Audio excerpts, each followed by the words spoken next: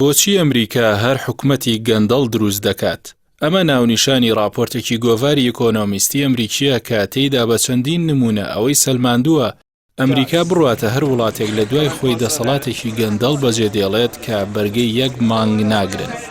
گۆڤارەکە وێنای هەردوو وڵاتی ئەفغانستان و باشووری ڤێتنامی کردووە کە لە پاش کشانەوەی ئەمریکا سەربازانی حکومەت جلە فەرمیەکانیان فڕێداوە و ڕایان کردووە. لەسەر کاغەز سوپاسەدان هەزار سەربازی پڕچەکراوی هەبوو. ژمارەیەکی کەم لە سەرکردە سەربازیەکان ناچار بوون کە فیشەک و تەقەمانی لە بەرپرسی گەندەڵ بکڕنەوە و شەڕی پێ بکەن.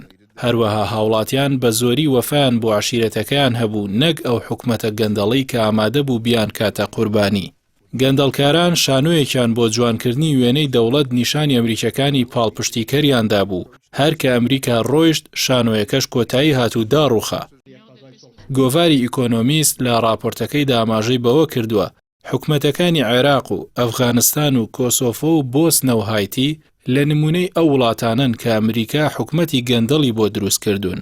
بە وتەی دیپلۆماتێکی پێشووی ئەفغانی لە ئەفغانستان لە بەڵگەی لەدایکبوونەوە تا مردن بۆ ڕایکردنی کارەکانت دەبێ بەرتیل بدەیت.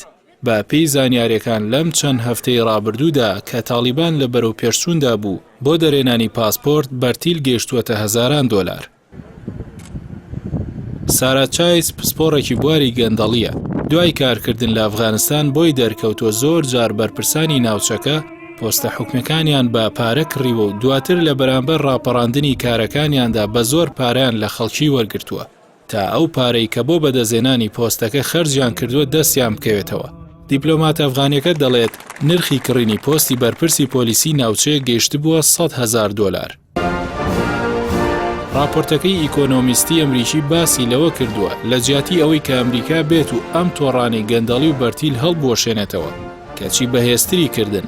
بە پێی راپۆرتێکی سیگار کە دەستگایکی تایبەتی ئەمریکی بوو بۆ چاودێری گشتی و بنیاننانەوەی ئەفغانستان، ئەفغانیەکان تەواو لە گەندەڵی حکومەت بێزار بووبوون و چاوەڕێی هاتنی تالیبان بوون. توێژینەوەیەکی دەستگای ترانسپێرنسی ئینتەرناشناڵی ئەڵمانی لە ساڵی 2015 نووسیوێتی لە خوارەوە خەڵک پارە دەدات بەوانەی سەرەوە و ئەوانەی سەرەوەش لە بەرامبەردا دەیان پارێزن کە مافیاش هەروە کار دەکات.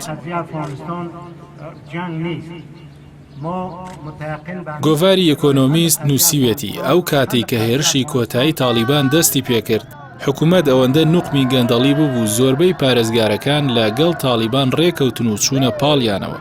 سوپای ئەفغانستان لە دۆخێکی خراپدا بوو شەڕی پێ نەدەکرا. ژماری چەکدارانی زۆر کەمتر بوون لەوانی کە ناویان هەبوو بۆ ئەوەی بەرپرسەکان موچەکان بدزن لە بری ئەوان.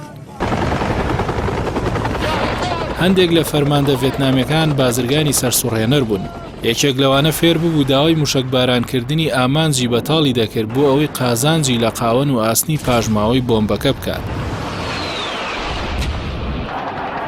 بە هەمان شێوە لە ئەفغانستان هێزەکانی پۆلیس و سوپا قازانجیان لە بازرگانی هێرۆین کرد.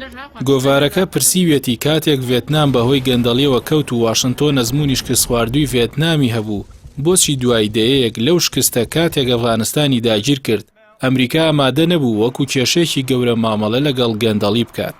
لە کۆتایی راپۆرتەکەیدا گۆڤاری ئیکۆنۆمیستی نووسیوێتی ئەمریکا لە یەک کاتدا یەکێکە لە دەوڵەمەندترین و ناواقیعترین وڵاتانی دنیا و دوای ماوەیەک لەوانەیە بڕیار بدات وڵاتێکی دیکە ڕزگار بکات. ئەگەر فێر نەبێت کە دۆلار ناتوانێت حکومەتێکی ڕاستەقینە دروست بکات لەوانەیە دووبارە حکومەتێکی ساختە هەڵتۆقێنێت.